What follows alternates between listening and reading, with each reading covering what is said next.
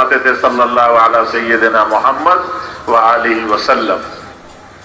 मखदूम हाजिम शिंदी रहमतुल्लाह अलैह की किताब है ज़रियतुल उसूल, उसमें है ये दुरूद शरीफ। फरमाते थे जो 500 दफा इस दुरूद शरीफ को पढ़ लेगा दुनिया आखिरत में अल्लाह के सिवा किसी का मोहताज नहीं होगा।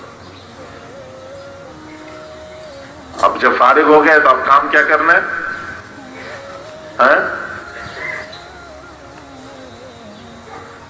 जब फारिग हो गए तो अब काम क्या है? अभी तो सारा काम बतलाया, वो काम ही भूल गए।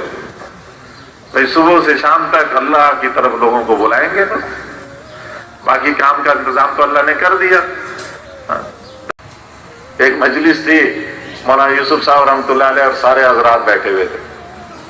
हाजी बशीर साहब, मौलाना एहसान साहब के वालिद साहब, उन्होंने मौलाना यूसुफ साहब से कहा कि ये अब्दुल वहाब जो है नौजवानों को वजीफे बतलाता रहता है, तो इसको किसी की तरफ से इजाजत है? इसको किसी की तरफ से इजाजत है कि ये हर एक को वजीफा बतलाता है, ये दुआ पढ़ लो, ये पढ़ लो, ये पढ़ लो? तो मौलाना यूसुफ साहब रहमतुल्लाह अलैह ने फरमाया मेरी तरफ से इजाजत है।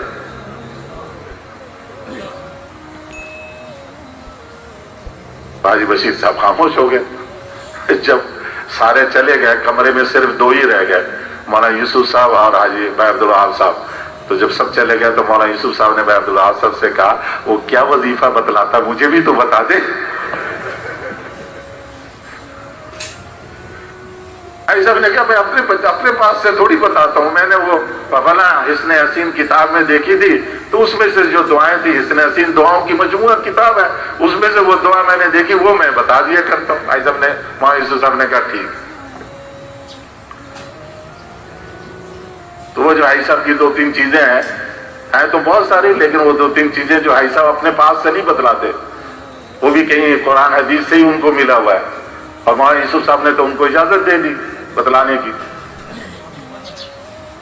उन्होंने मुझे कहा कि भाई बता दिया करो, और फरमाते थे बहुत आसान नुस्खा है, भाई सुबह 3 दफा कुल हुवल्लाहु अहद पढ़ लो, कुल औज़ु बिल फलक पढ़ लो, कुल औज़ु बिन नास पढ़ लो। हदीस पाक में आता है सूरह इखलास, सूरह फलक, सूरह नास बिस्मिल्लाह के साथ 3 दफा सुबह पढ़ लो, 3 दफा शाम पढ़ लो। यकफी का मिन कुल्ली शै, हर चीज की किफायत करे। किसी साहब ने कहा, वहां मदीना मुनव्वरा में हम गए